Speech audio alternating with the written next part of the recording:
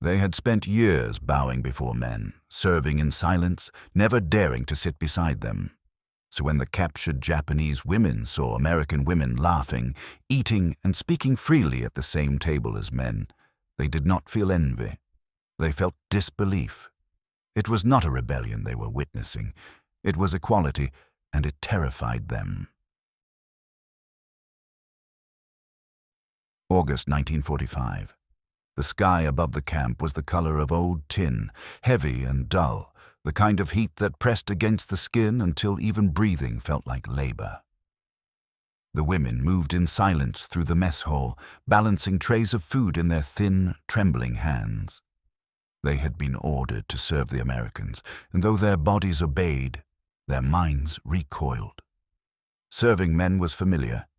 It was what they had been raised to do. But this was different. These were enemy men, foreign men, the ones who had burned their cities, who had humiliated their empire. Akiko walked at the front of the line, her eyes fixed on the floor.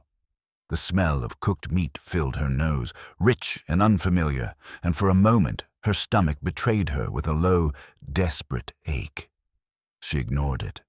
Behind her, the women whispered in clipped breaths, fearful of doing something wrong, fearful of being seen.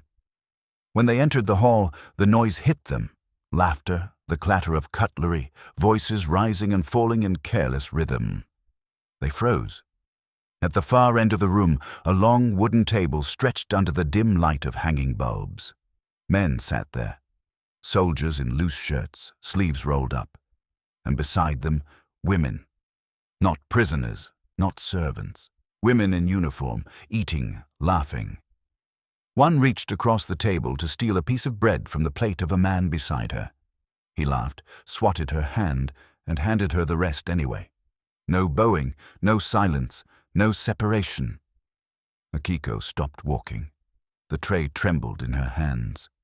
Behind her, Yumi gasped softly, and someone muttered a prayer under her breath. It didn't make sense. Women did not sit beside men. Women stood behind them, waited for permission, poured the tea, and vanished when dismissed. Yet here, the women sat as equals, speaking, gesturing, smiling as though it were the most natural thing in the world. An American officer waved them forward. "Over here," he said, pointing toward the table. His voice was firm, but not cruel.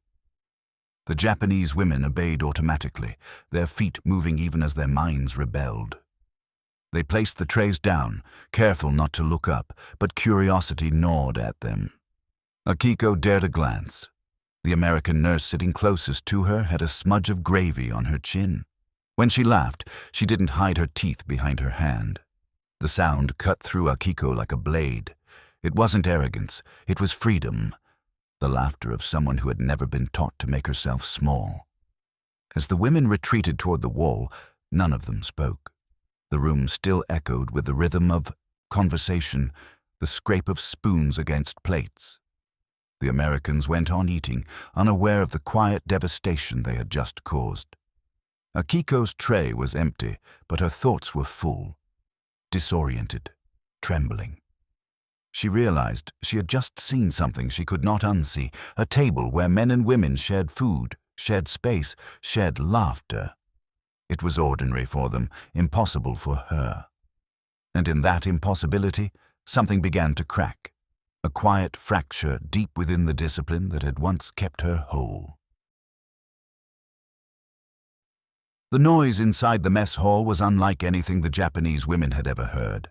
It wasn't the sound of authority, not the bark of orders or the chant of drills, but something looser, careless, alive.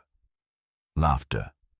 Plates scraped against wood, cups clinked, and voices overlapped without hierarchy.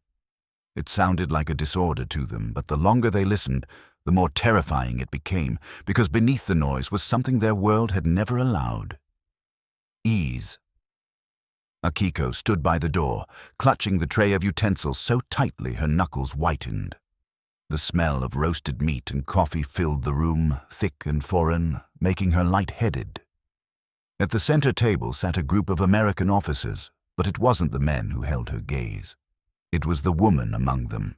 A nurse, maybe, her hair tucked into a loose bun, her uniform rumpled, but unashamedly so. She sat beside a captain, elbows on the table, leaning in as she laughed at something he said, her mouth full of food. Akiko's body stiffened. She waited for correction, for the man to glare, for someone to slap her hand or silence her. Nothing happened. The captain laughed too, so freely his whole body shook. The woman spoke again, and he listened, actually listened, his face soft, his eyes on her. No rank, no caution, just two people sharing a meal. Yumi, standing beside Akiko, exhaled sharply. "She doesn't bow," she whispered in disbelief. "She doesn't even ask to speak." Akiko didn't answer. Her throat felt dry. The sight was more obscene to her than blood, more shocking than death. Women were meant to kneel, to pour tea, to be still, not to be seen.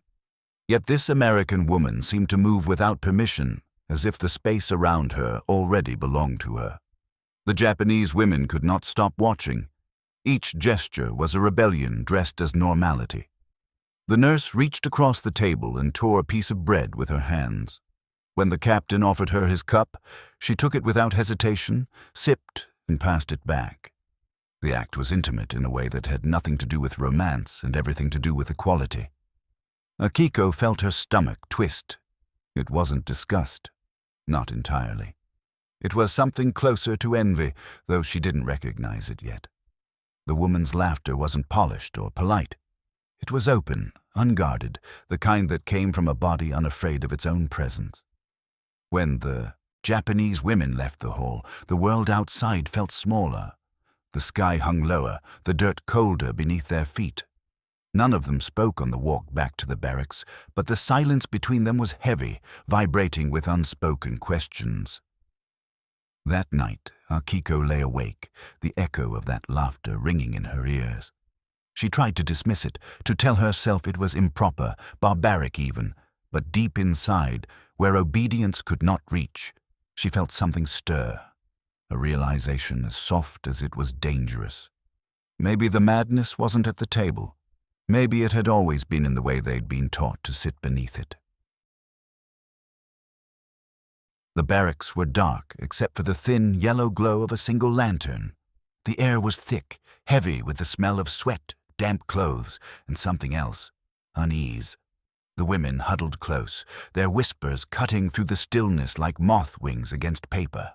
The image from the mess hall would not leave them.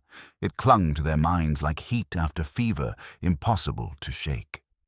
She sat next to him. Yumi said first, voice barely above a breath.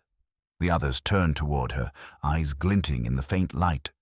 Not behind, not across, next to him. She swallowed, and he listened. The words sounded absurd when spoken aloud. Impossible. The very idea that a man, an officer no less, would listen to a woman as though her words carried weight was too foreign to believe. For a long moment, no one spoke. Then Keiko, the eldest, clicked her tongue softly. "It's indecent," she said. "They have no shame, no honor." Her tone was sharp, certain, but her hands betrayed her, trembling slightly as they folded the edge of her blanket. Akiko noticed, but said nothing. She was still replaying the scene in her head, the woman's elbows on the table, the captain's smile, the easy rhythm of their conversation, the sound of their laughter. "It isn't right," another whispered. "A woman should not speak so freely, and to a man, an officer, she should have waited to be spoken to." "But he let her," Yumi said. "He didn't stop her." That silenced them all. The women exchanged uncertain glances. The man had allowed it, had encouraged it even. He had not looked diminished. He had not seemed to lose authority by listening. He smiled. He had enjoyed it. The world tilted slightly in their minds. For their entire lives, they had been told that a man's dignity was something fragile, something a woman could shatter with too much laughter, too much honesty, too much presence. Respect was distance. Love was silent, but what they had witnessed that afternoon had broken all those rules, and yet no one had been punished. Akiko finally spoke, her voice soft but firm. Maybe it isn't a shame they have. Maybe it's something else. What else could it be? Keiko hissed. Akiko hesitated. Freedom. The word hung between them, too large for the room, too dangerous to repeat. No one responded, but in the quiet that followed, the walls themselves seemed to breathe differently. When the lantern flickered out, the women lay in the dark, pretending to sleep. But their minds would not rest. They saw that table every time they closed their eyes. The woman's laughter, the man's listening face. They had seen something impossible, and it had lodged itself beneath their skin. They did not yet understand it, but they all knew one thing. What they had witnessed was not madness. It was a kind of strength they had never been allowed to name. The next day, the Americans gathered again in the mess hall, the sound of their voices spilling into the yard like sunlight through a broken door. The Japanese women were sent to serve breakfast, their trays balanced with precision, their faces arranged into masks of stillness. Yet behind every bow, behind every downcast glance, curiosity pulsed like a fever. The image from the day before haunted them. The woman laughing, the man listening, both untouched by shame. They needed to see it again, to understand if it had been real or some cruel trick of the mind. When they entered, the scene unfolded exactly as before. The same tables, the same careless noise, the same impossible sight. Men and women ate together without tension, without order, as though the hierarchy that had ruled every corner of the Japanese women's lives had never existed here. An American nurse sat beside a lieutenant, pouring him coffee with one hand, while gesturing animatedly with the other, her voice rising with irritation as they argued over the weather. He laughed at her complaints, not mockingly, but with affection. When she rolled her eyes, he only grinned wider. No one corrected her. No one told her to lower her voice. Akiko froze mid-step. The absurdity of it all pressed against her chest like a weight she couldn't name. This woman's defiance was not punished. It was met with laughter. Her opinion wasn't dismissed. It was welcomed. Akiko's mind struggled to hold the image. She thought of the men she had served during the war, officers whose silence meant command, whose glances were verdicts, men who spoke and women who obeyed. She set a bowl on the table too hard, the sound clattering through the room. The nurse turned toward her, surprised. For an awful second, Akiko expected anger, but instead the woman smiled. "Careful," she said gently, in accented Japanese. "Hot." The warmth of that single word burned more than any reprimand.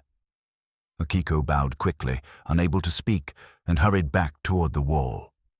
Behind her, Yumi whispered, "They argue like equals." Akiko didn't answer. She couldn't. The realization was too large, too disorienting.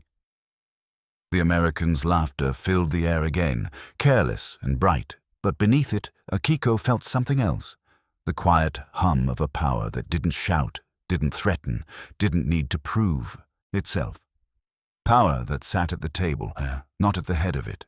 Power that allowed softness, even disagreement, without fear of collapse. By the time the women left the hall, the air outside felt different, lighter but sharper somehow. The world they had known, where obedience was sacred and silence was strength, had begun to splinter. The Empire had promised them orders. The Americans offered something far more dangerous, freedom disguised as ordinary life.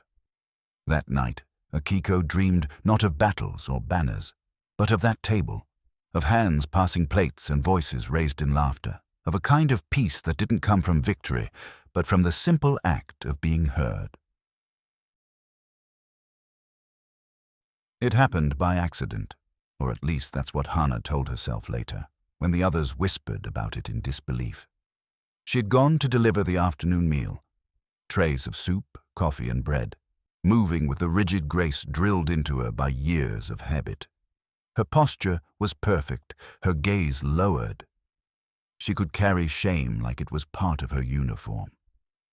The hall was quieter than usual that day. Only a few Americans sat scattered around the tables, their laughter subdued, their fatigue visible. Among them was the nurse, the same woman Hannah had noticed before, the one who laughed too loudly, spoke too freely. Her sleeves were rolled up, her hair escaping its pins, and she was writing something on a scrap of paper while sipping from a mug. She looked up as Hannah approached. "Thank you," the nurse said softly. Her Japanese was clumsy, but her tone was kind. Hannah bowed out of reflex, ready to leave. But then the nurse gestured toward the empty chair across from her. "Sit," she said, tapping it lightly. Hannah froze. The word struck her like a blow. She thought she had misheard. A prisoner did not sit in the presence of her captors. A woman did not sit beside a man. Even among women, one did not sit without permission. Every lesson she had been taught screamed at her to decline, to bow and retreat before this invitation could become dangerous. The nurse smiled. Not mockingly, not with authority, but with something that looked like understanding. "Sit," she repeated, slower this time. Her hand hovered above the chair, waiting. For a long moment, the entire room seemed to hold its breath. Hannah felt the eyes of her fellow prisoners burning into her back. Her hands shook around the tray. To accept would be shameful. To refuse would be defiance. There was no right answer, only the pounding of her own heart. Then, as if something inside her finally snapped, Hannah moved. She lowered herself into the chair, awkwardly, stiffly, as though her body didn't know how to belong there. The wood creaked beneath her weight. The nurse didn't speak. She simply nodded and poured a little coffee into a second mug. The smell was rich, intoxicating. Hannah's throat tightened. They sat in silence, two women on opposite sides of a war that had already devoured too much. The nurse began eating again, unbothered by the strangeness of the moment. Hannah's pulse slowed, the panic in her chest fading into something quieter. Not peace, but a strange, trembling awareness. She realized she was breathing easier. When the nurse smiled again, Hannah found herself returning it, barely, almost imperceptibly, but enough. The others would talk, she knew. They would call it shameful, dangerous, foolish. Maybe it was. But as Hannah stood to leave, she understood that something irreversible had just happened. She had broken no law, drawn no blood, yet the empire inside her had cracked all the same. For the first time, she had chosen to sit. Hannah's hands trembled around the cup. The handle pressed into her skin, slick with sweat, as if even the act of holding it were a sin. The steam from the coffee rose between her and the American nurse, thin and ghostly. She could smell it, bitter, sharp, alive. And for a fleeting second, she wanted to taste it, but her body refused to move. Every part of her was at war with itself. The nurse didn't seem to notice the tension in Hannah's shaking fingers. She just smiled and spoke softly, her words flowing like a stream Hannah could hear but barely understand. English, clipped and foreign, washed over her, meaningless yet tender. Hannah caught only fragments, but the tone was unmistakable. It wasn't commanded, it wasn't interrogation, it was a conversation. Equal to equal. Hannah's breath caught. She had never been spoken to that way, not by men, not by superiors, not even by her father. In her world, a woman's voice existed only to respond, never to begin. Now, across this table, a stranger was speaking to her as though her silence held weight, not duty. It terrified her. Her hands shook again. The cup rattled against its saucer. The nurse reached out instinctively, steadying it before it could spill. Her touch was brief but startling, warm and certain, without hesitation. Hannah recoiled as though burned, her cheeks flushing. But the nurse just smiled again, her eyes kind, her voice quiet. "It's all right," she said in halting Japanese. "You're safe." Safe. The word felt foreign in Hana's ears, heavier than any insult, sharper than any command. She wanted to believe it, but she didn't know how. Safety had always come from obedience, not kindness.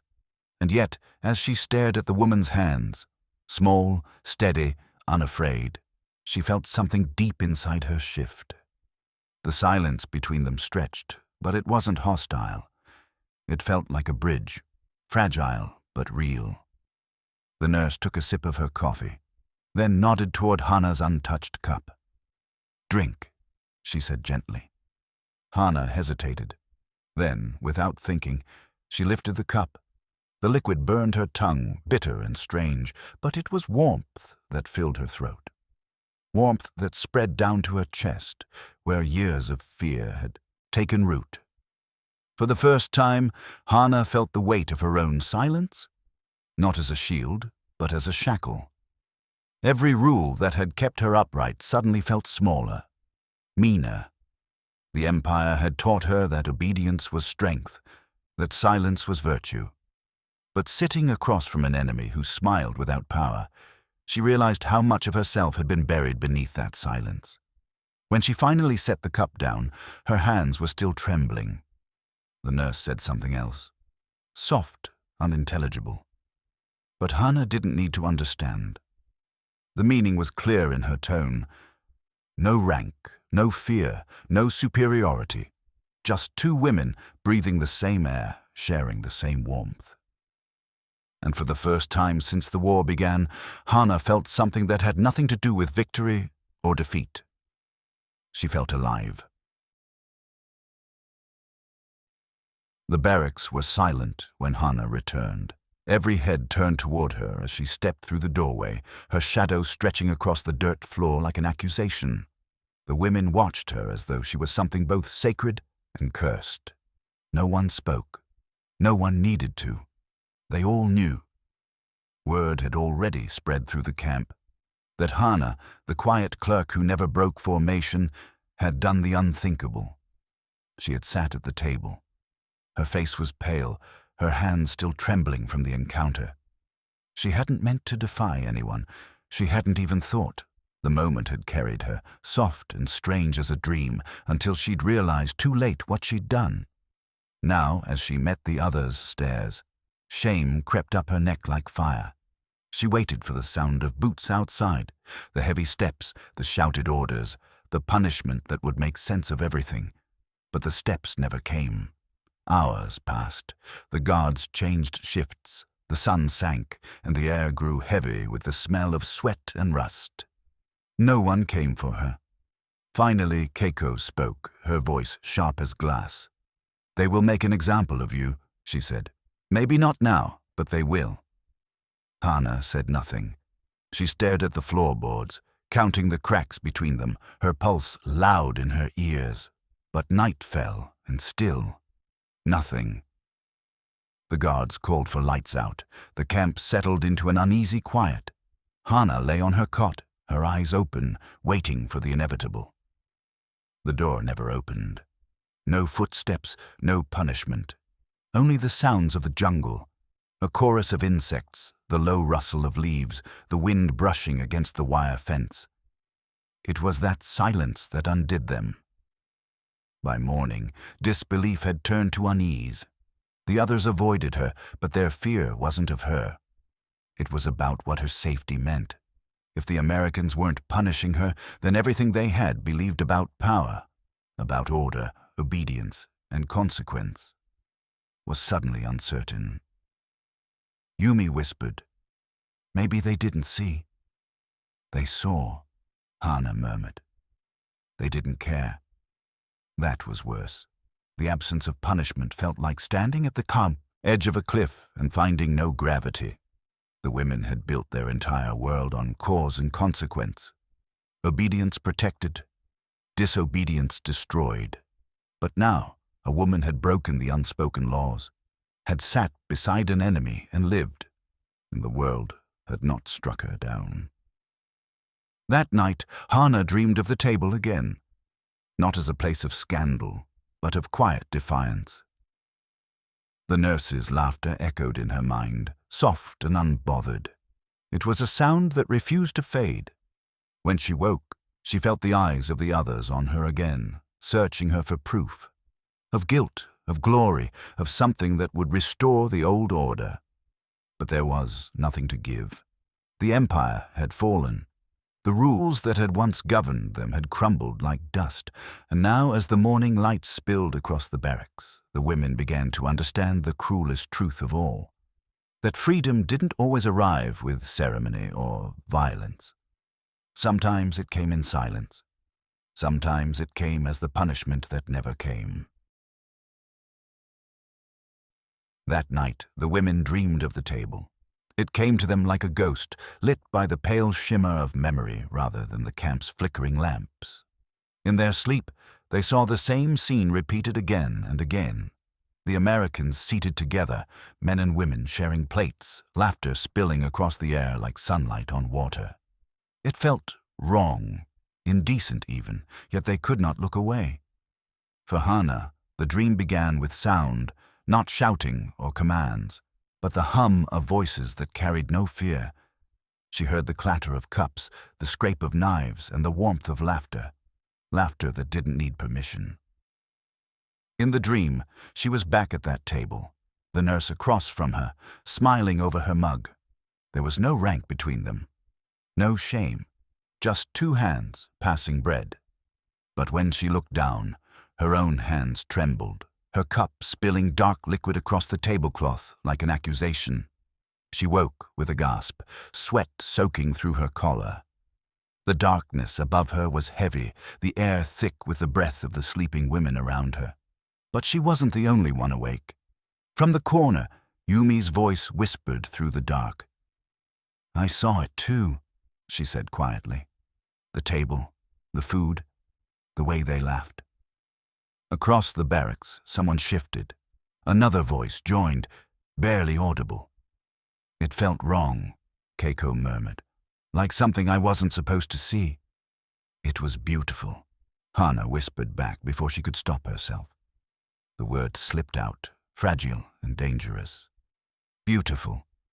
Not the beauty of order, but of something freer, untamed. A beauty that lived in the sound of women's voices, rising beside men's instead of beneath them. No one answered. The silence that followed was not rejection, but fear. They all felt it, that quiet ache, that hunger for something they couldn't name.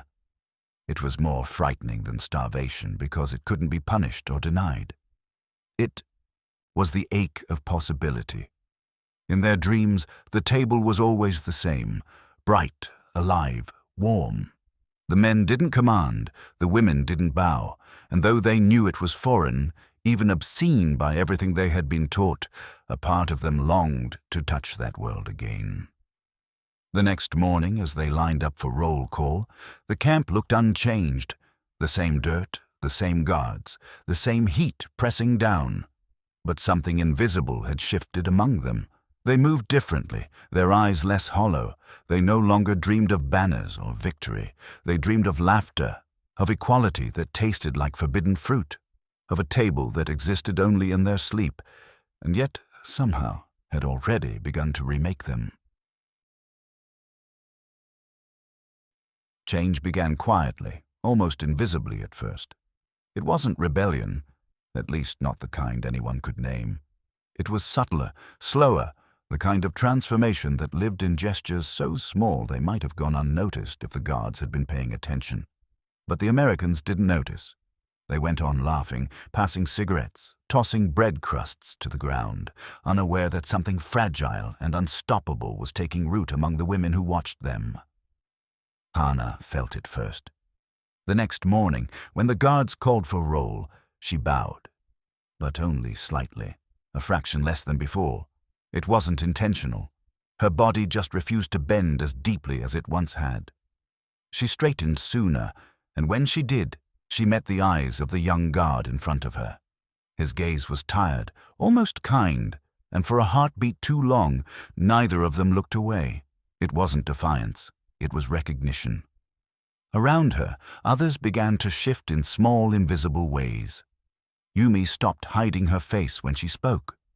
Keiko, who once scolded anyone who forgot to bow properly, now bowed slower, her head rising before the others. They didn't speak of it, but they all felt it, that something inside them had changed after seeing the Americans eat together, laugh together, live together without fear. They began to understand that power didn't always mean shouting. It could exist in stillness, in confidence, in the absence of fear. The American women had shown them that. They didn't need to lower their eyes to be respected. They didn't need silence to be safe. One afternoon, while scrubbing the floors near the mess hall, Hana overheard two American nurses arguing with an officer. The women didn't cower. They stood tall, arms crossed, their voices steady and unshaken. And the officer, the same man who ordered soldiers around with clipped commands, listened. When they finished, he nodded, conceding something.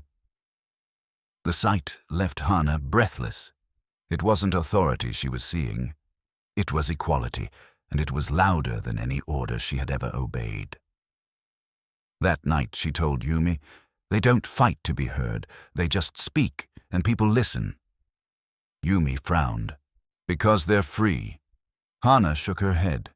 "No, because they believe they should be." The words stayed with them. The next morning, during inspection, the women stood taller.